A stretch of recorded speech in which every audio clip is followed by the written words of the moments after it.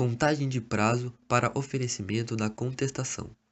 Prazo, definição e importância. Quando se fala em prazo, se refere a um período específico de tempo já previsto por lei para o cumprimento de determinada ação. É essencial para a dinamização do processo. Prazos para contestar. No procedimento ordinário, o prazo é de 15 dias, como determina o artigo 297 para os casos de contestação, exceção e reconvenção. O juiz poderá determinar as medidas que considerar adequadas para a efetivação da tutela provisória. A efetivação da tutela provisória observará as normas referentes ao cumprimento provisório da sentença no que couber. Bom, para sanar todas as dúvidas quanto à contagem do prazo, o artigo 241 estabelece como se deve fazer a contagem deste prazo. Bom, o artigo 241 fala que a contagem do prazo dos diferentes meios em que se citam ou intimam a parte. Como por correio, o prazo só começa a correr a partir da juntada aos autos do aviso do recebimento, como são os ARs, por exemplo. Já para o oficial de justiça, a partir da juntada da certidão que comprova o cumprimento do mandato efetuado pelo tal oficial. Artigo 221. Suspende-se o curso do prazo por obstáculo criado em detrimento da parte ou ocorrendo qualquer das hipóteses do artigo 313, devendo o prazo ser restituído por tempo igual ao que faltava para sua complementação. No caput deste artigo, notamos que se preserva o prazo determinando a suspensão do mesmo quando alguma das partes acaba criando algum obstáculo para a continuação do processo, perdoando, por assim dizer, todas as hipóteses descritas no artigo 313. Lembrando que, como se trata de suspensão, os prazos correm pelo que faltava para o seu término. Ainda nesse artigo, em seu parágrafo único, lemos: suspendem-se os prazos durante a execução de programa instituído pelo Poder Judiciário para promover a autocomposição, incumbindo aos tribunais especificar com antecedência a duração dos trabalhos.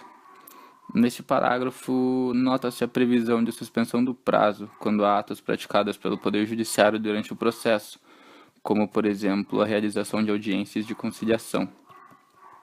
As partes devem ser informadas quando da realização de tais atos.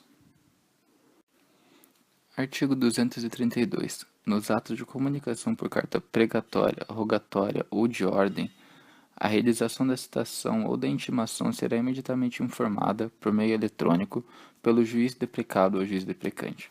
Explicando melhor este artigo, a citação e intimação promovidas fora do juízo onde a demanda se tramita, isto é, por carta precatória ou rogatória, o início do prazo para a parte citada e ou intimada terá início com a comunicação da realização positiva do ato pelo juízo deprecado ao deprecante, o que será feito de forma eletrônica, não sendo necessário a devolução do processo para se contar o prazo. Artigo 227.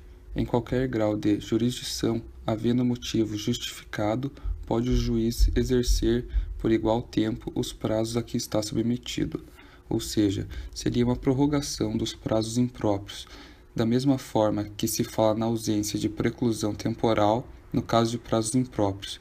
Estabelece que o juiz não está vinculado aos prazos previstos no artigo 228, podendo ultrapassá-los desde que, por igual período e somente nos casos em que houver um motivo justificado, o que poderá abranger as mais diversas situações. O artigo 282 ratifica e reitera a expressa necessidade de que haja prejuízo para que seja decretada a nulidade de um ato.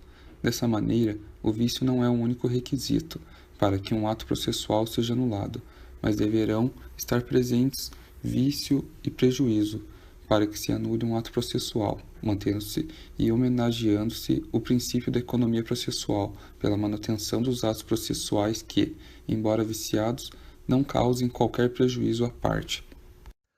O artigo 222 do novo CPC trata de uma questão que afeta muitos municípios, que é a dificuldade no transporte, e o que acaba por afetar a entregas das citações e intimações, como as que são efetuadas pelo correio ou cumpridas pelo oficial de justiça como os mandados.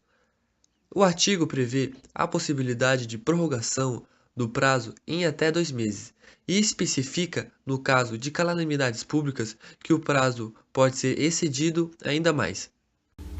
O artigo 188 diz respeito aos prazos diferenciados, e apesar de os prazos serem próprios para as partes, quando uma das partes for a Fazenda Pública ou o Ministério Público, aplica-se o prazo diferenciado, computando-se em quádruplo para contestar e em dobro para recorrer.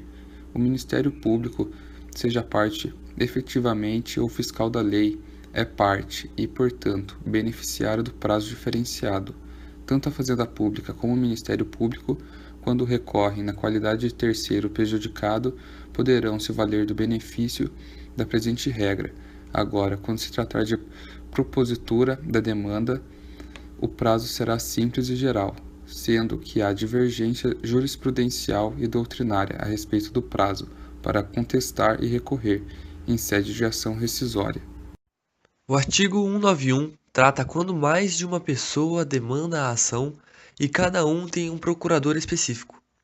Nesse caso, é previsto que o prazo seja contado em dobro para apresentação da contestação, recorrer e qualquer fala pelos autos.